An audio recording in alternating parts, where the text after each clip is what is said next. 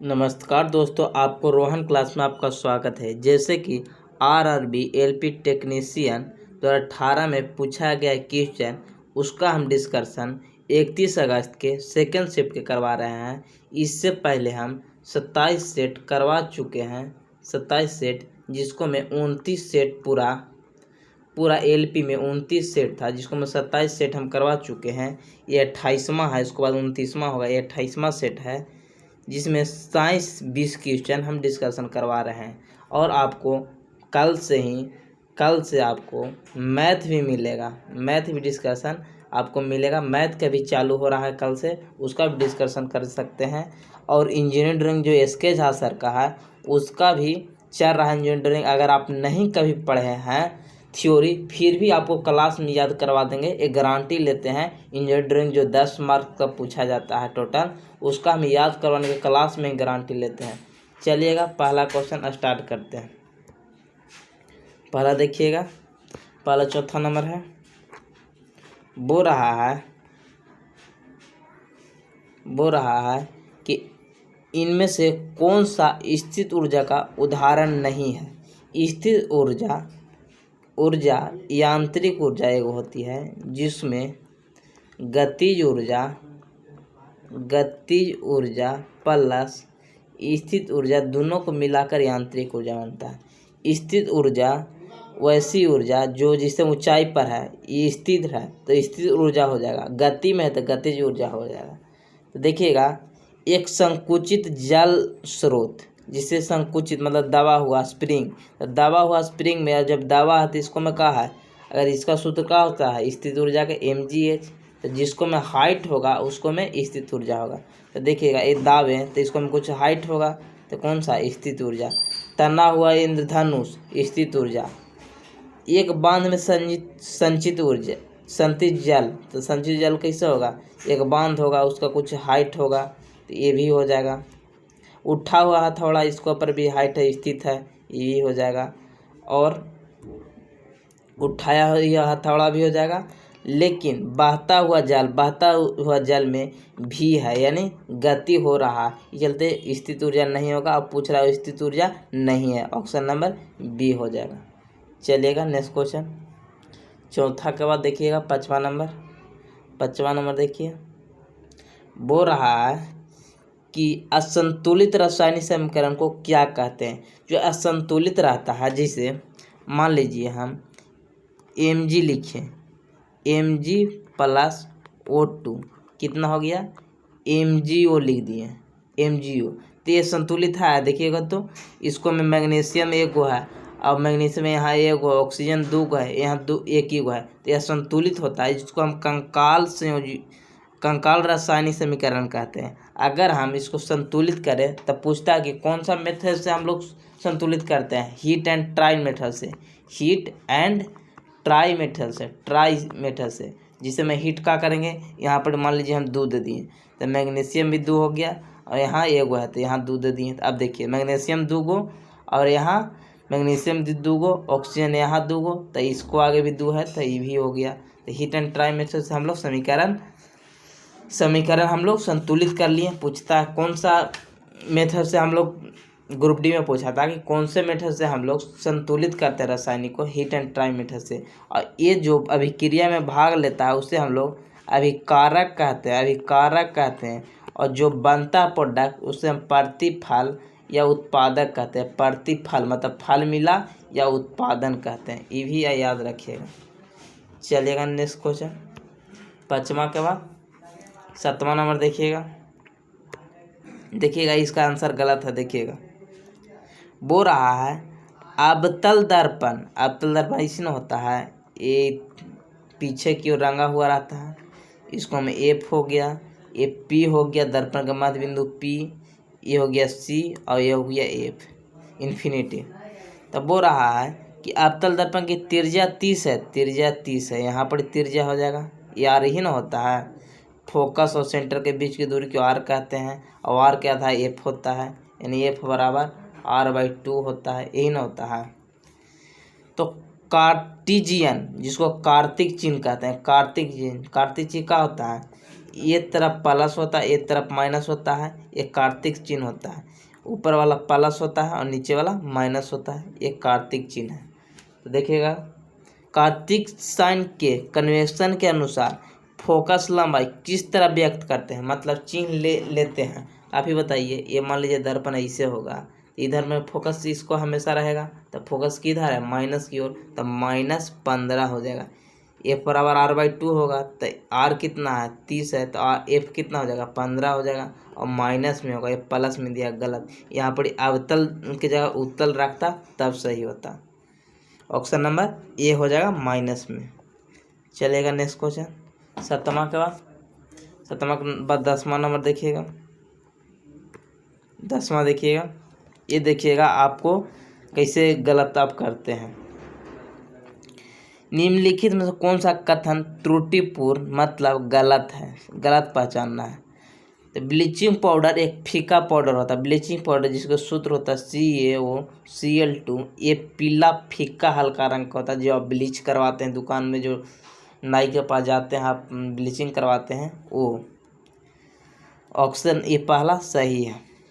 सूखा NH3 gas लाल litmus को नीला कर दे। अगर सूखा कह दे, कोई चीज़ रहे, हरियर रहे, मिर्चाई रहे, गोलकी रहे, जीरा रहे, कोई चीज़ धरती पर रहे, लिटमस रहे, फ्लेवरिन रहे, मिथाइल ऑरेंज रहे, लौंग रहे, कोई चीज़ रहे, तो उससे अभिक्रिया नहीं करेगा।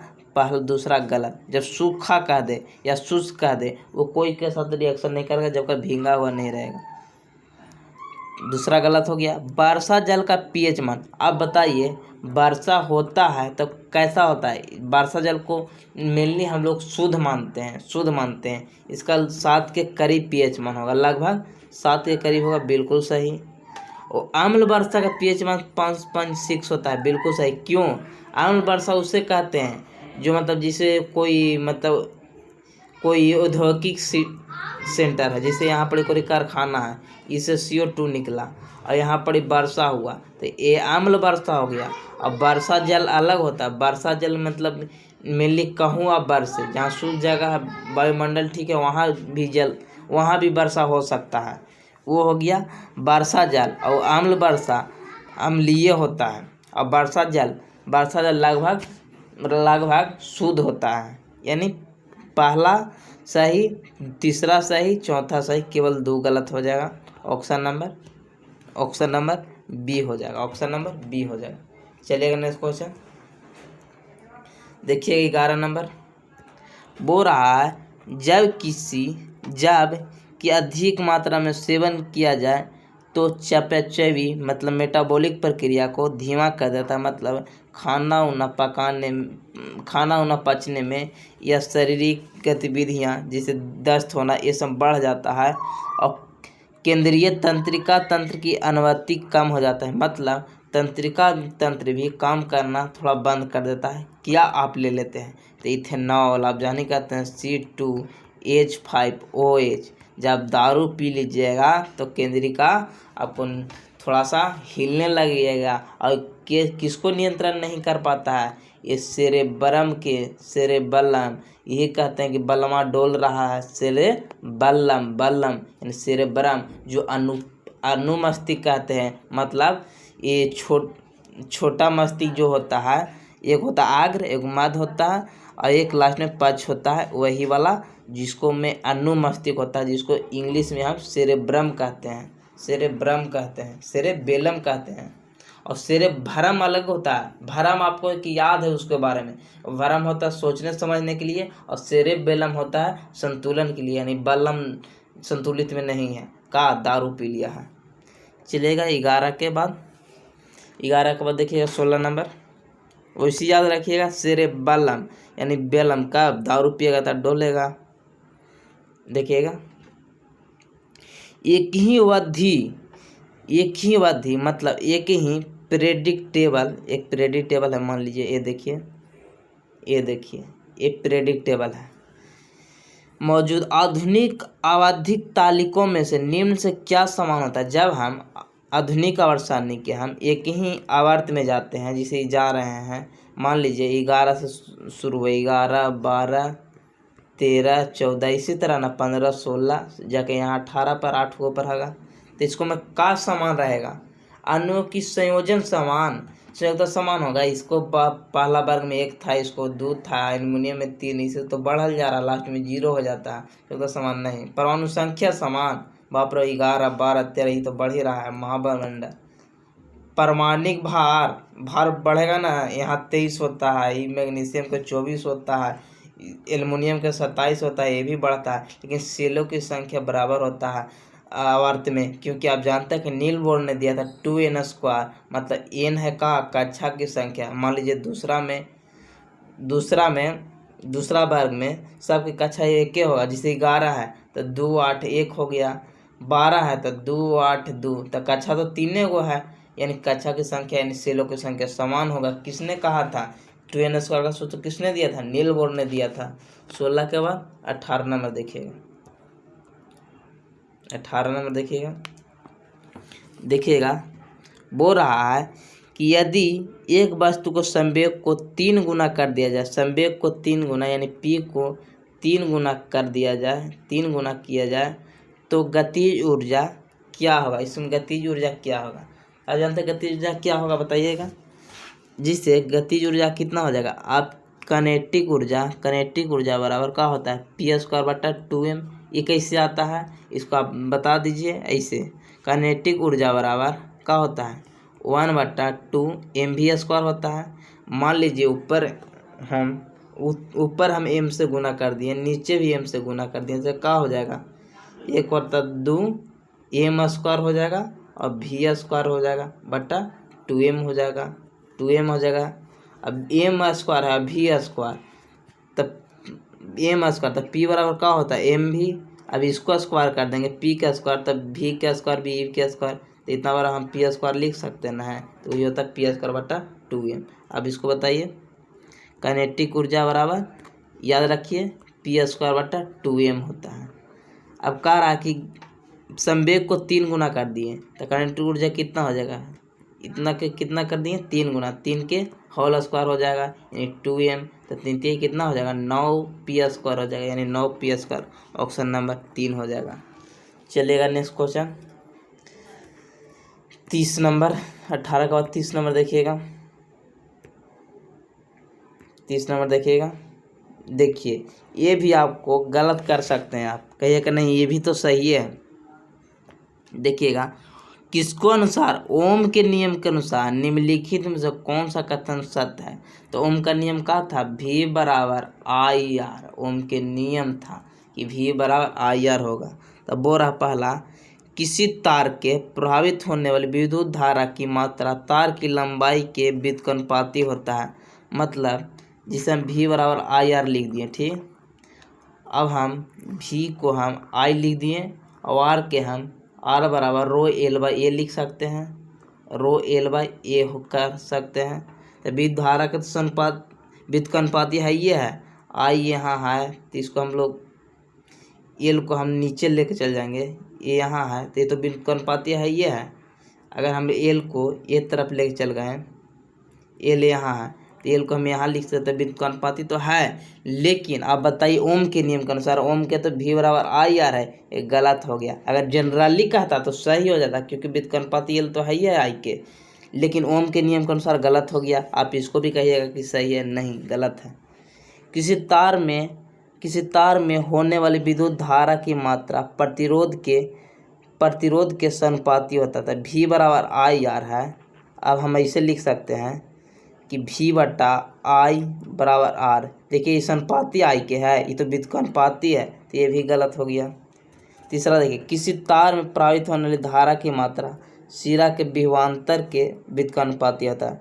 ये V है और I है, व्युत्क्रमानुपाती है नहीं, समानुपाती है। ये ओम के नियम के अनुसार ये सही है, लेकिन ओम के अनुसार गलत है, और ये ओम के अनुसार तीनों गलती है। चौथा देखते हैं जरा। अब चौथा देखिए, V बराबर IR लगाइए यहाँ पर भी। किसी तार में प्रवाहित होने वाली धारा की मात्रा यानी I विभवांतर के व्युत्क्रमानुपाती होता है। किसी भी तार में प्रवाहित होने वाली धारा के मध्य यानी धारा के और वोल्टेज के दोनों को व्युत्क्रमानुपाती होता है। व्युत्क्रमानुपात या ये भी तो गलते है। अब चौथा देखते हैं, चौथा देखिए, उसको तो हम पढ़ लेते हैं।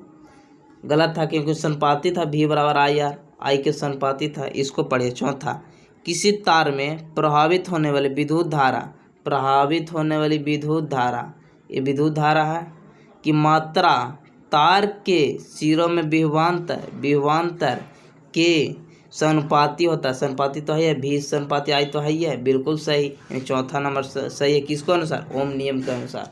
आप ध्यान रखिए, पहला भी सही है लेकिन ओम के अनुसार नियम नहीं पालन करता है। 30 के बाद 31 नंबर, 32 नंबर देखिएगा। 32 नंबर,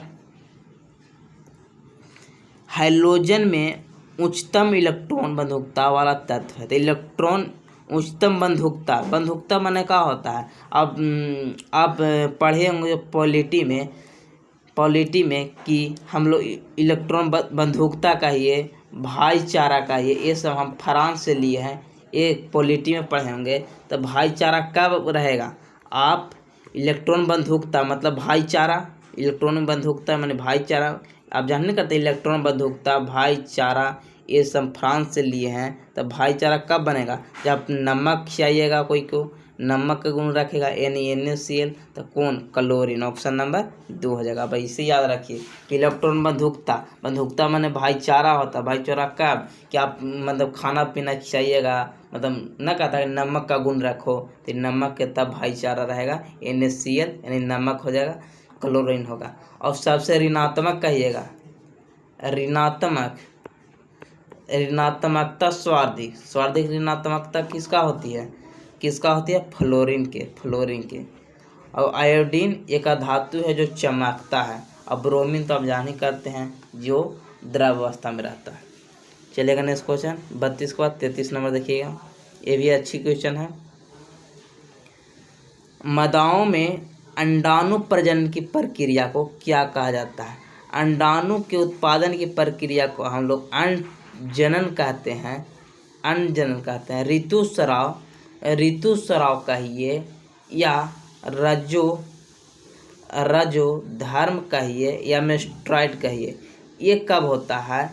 ये महिला को जो रजोधर्म स्टार्ट से मतलब जो 28 दिन पर आता है, जब गर्भाशय की दीवार टूटने लगती है, ये प्रक्रिया में हम लोग रजोधर्म कहते हैं और ऋतुस्राव कहते हैं। रजोदर्शन उसे कहते हैं जब महिला में 12 से यानी लड़कियों में 12 से 13 वर्ष में जब मासिक चक्र शुरू होता है, उसे रजोदर्शन कहते हैं। और एक होता है रजनोवृत्ति किसे कहते हैं? जब महिला को 45 से 50 के बीच जब अंडाणु उत्पन्न यानी कम हो जाती है, मतलब मासिक धर्म न आने लगती है, तो हम लोग 45 से 50 में ये हम लोग रजनोवृत्ति कहते हैं। और किशोरावस्था तो आप जाने कहते हैं 15 से 18 वर्ष में। चलिएगा next question, option number A हो जाएगा। उत्पादन को प्रक्रिया को अंड प्रजनन कहते हैं। 33 के बाद देखिएगा 36 नंबर। 36 देखिएगा, अच्छा क्वेश्चन है, देखिएगा। जब कई प्रतिरोध को जोड़े जाते हैं, उनका संयुक्त प्रतिरोध न्यूनतम हो जाता है। तो आप ही बताइए कैसे जोड़ेंगे? समांतर जोड़ेंगे, श्रेणी में जोड़ेंगे, कैसे कम होगा? तो आप मान लीजिए एक ले लिए 5 ओम के और एक 10 ओम के ले लिए और दूसरा भी 10 ओम के। तब प्रतिरोध जोड़ना है तो कैसे जोड़िएगा? श्रेणी में जोड़ दिए तो R1 + R2 कितना हो जाएगा? 20 आ जाएगा। तो महत्तम हो गया 10 10 20 हो गया। और न्यूनतम करना है तो 1/10 + 1/10 तो कितना हो जाएगा? नीचे 10 ऊपर 2 यानी 5। तो कब समांतर क्रम में जोड़ें तो प्रतिरोध उससे न्यूनतम प्रतिरोध से कम होगा। यानी 10 था एक और 10 से भी कम हो गया, 5 हो गया, मतलब न्यूनतम से न्यूनतम कब होगा? समांतर क्रम में जोड़ेंगे, समांतर क्रम में। लेकिन महत्तम कब होगा? महत्तम श्रेणी में जोड़ते हैं। देखिए 10 था, 10 के 2 प्रतिरोध था, तब 20 हो गया सब श्रेणी क्रम में। लेकिन समांतर क्रम में जोड़े, समांतर मतलब ऐसे जिसको पार्श्व बोलते हैं, अलग अलग तार में, और श्रेणी में एक ही तार में, तो प्रतिरोध का कम हो जाएगा। और प्रतिरोध कम होगा, कम कैसे? समांतर क्रम में। और समांतर क्रम में वोल्टेज समान रहता है, जिससे में हम ऐसे याद रखेंगे कि जब वोल्टेज कब समान होगा, जब हम लोग घर के वायर लगाते हैं समांतर क्रम में, अलग अलग सबके पंखा के अलग, बल्ब के अलग अलग अलग कनेक्शन लगाते हैं। चलेगा 36 के बाद देखिएगा 42 नंबर। 42 नंबर देखिएगा, एक तत्व में नाभिक में 15 प्रोटॉन है और 22 न्यूट्रॉन है, तो उसकी द्रव्यमान क्या होगी। तो आप जानते हैं कि ए बराबर कुछ आता है P प्लस N होता है या Z प्लस N होता है। Z किससे हम परमाणु संख्या को दर्शाते हैं और P से प्रोटॉन और A से द्रव्यमान बताते हैं। तो द्रव्यमान बराबर इन्हें जोड़ दीजिए तो 7 हो गया, 5 2 7 और 1 3, यानी ऑप्शन नंबर बी हो जाएगा। 42 के बाद 53 नंबर। 53 नंबर देखिएगा, 53 नंबर देखिएगा, 53 देखिए, जब लोहे को नम हवा में रख दिया जाए, यानी Fe को जब हम नम हवा में यानी FO2 के साथ अभिक्रिया करवा दें तो हाइड्रेट आयरन ऑक्साइड बन जाता है। बता रहा है कि Fe2O3 हेमेटाइट एक लाल रंग की भूरे परत चढ़ जाती है, तो लाल रंग के यानी 1 की उपस्थिति हो जाएगा। इसको क्या कहते हैं हम लोग, जंग कहते हैं। और जंग से हम लोग बचने के लिए संख्या विद्युत लेपन हम लोग यह लेपन करते हैं, जिंक की परत चढ़ाते हैं, यानी ऑप्शन नंबर कौन हो जाएगा, ए हो जाएगा। बचने के लिए हम लोग जिंक की परत चढ़ाते हैं। इसके बाद देखिएगा 42 के 54 के बाद 54, उसके बाद 53 हो गया। 53 के बाद देखिएगा 56 नंबर। 56 नंबर देखिएगा, बोल रहा है कि यदि दिए गए वेग किसी ध्वनि तरंग की आवृत्ति बढ़ाई दिया जाए, यानी v बराबर n लैम्डा होता है, आप तो जाने करते हैं। तब बोल रहा है कि आवृत्ति को बढ़ा दिया जाए, आवृत्ति यही नहीं है, n है आवृत्ति, इसको बढ़ा दिया जाए तो तरंगदैर्घ्य पर क्या प्रभाव पड़ेगा, यानी इसका क्या होगा, लैम्डा के क्या होगा। तो आप जाने इसको व्युत्क्रमानुपाती है कि नहीं, v और इसको लैम्डा के इधर रख देंगे और तो n हो जाएगा ना व्युत्क्रमानुपाती। तो यानी इसको हम बढ़ाएंगे आवृत्ति को, तो इसका तरंगदैर्घ्य को क्या होना, घटाने पड़ेगा, यानी इसको कमी करेंगे, बढ़ाएंगे नहीं। तरंगदैर्घ्य क्रमिक रूप से वृद्धि और कमी होगी, नहीं, कम बेसी थोड़ी होगा। या ये बढ़ रहा था, घटेगा तो बढ़ेगा, तरंगदैर्घ्य पर कोई प्रभाव नहीं, बिल्कुल गलत, ऑप्शन नंबर सी हो जाएगा। 55 के बाद देखिएगा 56 नंबर, 56 नहीं है, 56 देखिए, बोल रहा है कि रक्त का वह भाग खाली स्थान जिसमें 90% यानी 92% जल है और शेष प्रोटीन है, खनिज, हार्मोन, एंजाइम, अन्य पदार्थ है, एक प्लाज्मा आप जानते हैं कि 90% 92% है, लगभग 90% जल पाया जाता है रक्त में। और ये प्लाज्मा रक्त में, जैसा रक्त है तो रक्त में 2 प्रकार के, एक प्लाज्मा होता है और एक कणिका होता है। प्लाज्मा 55% और कणिका 45%, ये 3 प्रकार के RBC, WBC, प्लेटलेट्स पाया जाता है। जिसका WBC क्या करता है, रोग प्रतिरोधक बनाता है। प्लेट में क्या होगा, प्लेट आप रख लेता, क्या करिएगा, इसके ऊपर कोई चीज़ जम जाएगा, यानी ये ब्लड को जमाने के लिए, यानी खून को जमाने के लिए प्लेटलेट्स। और RBC किसको, ऑक्सीजन के परिवहन के लिए। और प्लाज्मा क्या करता है, प्लाज्मा नाइट्रोजनी पदार्थ, अवशिष्ट पदार्थ, CO2 का सबका परिवहन ये करता है प्लाज्मा के लिए। ये सब अलग अलग काम बांट लिया बकरा अकेले, कहा कि 55% अकेले ही है तो अकेले काम कर लेता है। 56 के बाद 63 नंबर देखिएगा,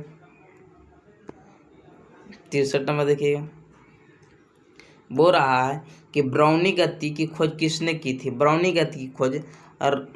गति वो उस गति को कहते हैं जो टेढ़ी मेढ़ी गति को हम ब्राउनी गति कहते हैं। मतलब कोई पदार्थ जब टेढ़ी मेढ़ी गति में यादृच्छिक, जिसे मधुमक्खी है, यादृच्छिक रूप से घूमता है, उससे हम ब्राउनी गति कहते हैं। ब्राउनी मोशन मतलब रिबॉन्डली मतलब घूमते रहता है, इसका टेढ़ी मेढ़ी गति काम करता है। और इसका खोज किसने किया था? रॉबर्ट ब्राउन ने। रॉबर्ट ब्राउन ने किसका भी? केंद्रक का खोज भी किया था। केंद्रक यानी नाभिक है, इसको भी बायोलॉजी में केंद्रक का खोज किया था। चलेगा। नेक्स्ट न्यूटन तो आप जान ही करते हैं कि कुछ न किया है न्यूटन। न्यूटन न रहता तो फिजिक्स खत्म हो जाता। न्यूटन के माथा पर पहाड़ गिर जाता तो खत्म हो जाता फिजिक्स। 67 के बाद देखिएगा 69 नंबर देखिएगा ये भी अच्छी क्वेश्चन है। देखिएगा, एक ऊंची छलांग, आप ऊंची छलांग लगा रहे हैं तो ऊंची छलांग से पहले कुछ समय तक दौड़ते हैं ताकि जड़त्व उससे लंबी छलांग में। अब देखते हैं कि मान लीजिए ये रेखा है, रेखा मतलब खींचा हुआ, इसको आपको दौड़ के पार कूदना है तो आप पहले दौड़ते हैं उसके बाद छलांग लगाते हैं। इस कैसा सा होता है, इसको में कौन सा जड़त्व होता है, कौन सा जड़त्व होता था? आपको बता दें कि जड़त्व दो प्रकार की होती है, एक गति का जड़त्व, और एक विराम का जड़त्व। अब विराम के जड़त्व और गति के जड़त्व में अंतर का है? विराम का जड़त्व उससे कहते हैं जैसे हम रुके थे तो रुक के चले लगे तो विराम का जड़त्व। गति पहले गति में थे, यानी पहले जो थे वही पहले गति में थे तो गति जड़त्व, पहले रुके थे तो विरामा का जड़त्व। तो पूछ रहा है कि ऊंची छलांग वाली पहले कुछ समय तक, ऊंची छलांग लगाने के लिए छलांग के पहले कुछ समय तक दौड़ता है। पहले क्या किया था? दौड़ रहा था यानी गति का जड़त्व हो जाएगा, गति का जड़त्व। और पहले रुकल था तब विराम का जड़त्व हो जाता। चलेगा। Next question option number A हो जाएगा 59 के बाद 70 नंबर देखिएगा। इसका भी क्वेश्चन का आंसर गलत है। देखिएगा कैसे। W एक वस्तु का वजन पृथ्वी की सतह पर W है।